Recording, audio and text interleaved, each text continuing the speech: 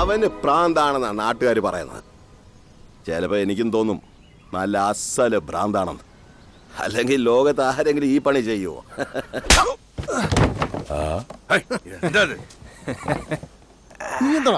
ആളുകളെ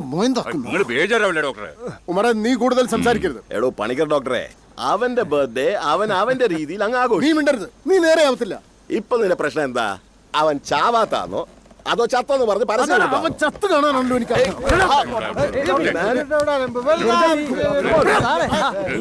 മുതിർന്ന ആൾക്കാരൊക്കെ എങ്ങനെ തുടങ്ങിയാലോ? സമാധാനായിട്ട് കുടിക്കേ പിന്നെ ഒന്നിനും സമ്മതിക്കില്ല.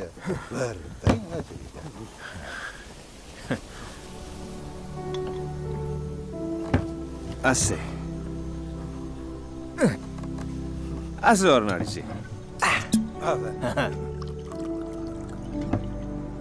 സ്വന്തം മരണം കേട്ടറിഞ്ഞു വരുന്നവരെ കാണാനുള്ള ഒടുക്കത്തെ ക്യൂരിയോസിറ്റി ഇട്ടതല്ലേ പരസ്യം.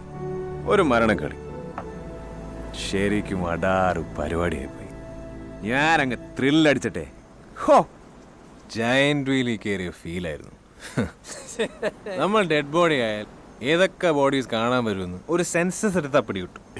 പക്ഷെ പിടി കിട്ടാത്ത ചില എക്സ്ക്ലൂസീവ് കക്ഷികളുണ്ട്, പ്രതീക്ഷിക്കാത്ത ചില മനുഷ്യർ. വെണ്ണിമലയെന്ന് കത്രീനാമ്മ വന്നിരുന്നു.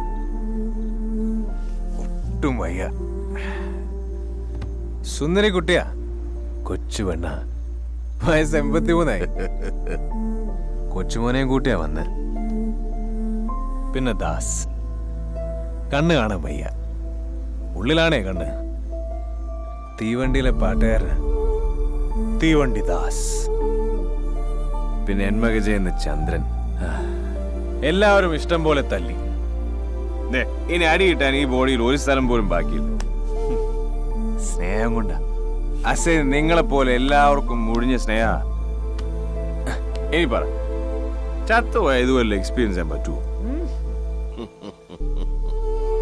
വിഷം പിടിച്ചതിന് ഞാൻ എന്നാ തരണ്ടേ?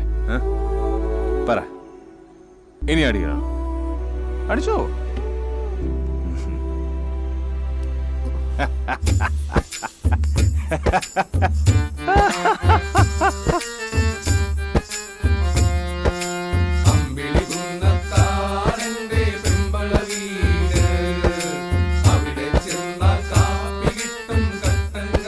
കുറെ ആളുകൾ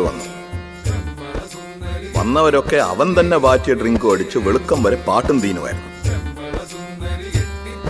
The celebration of death.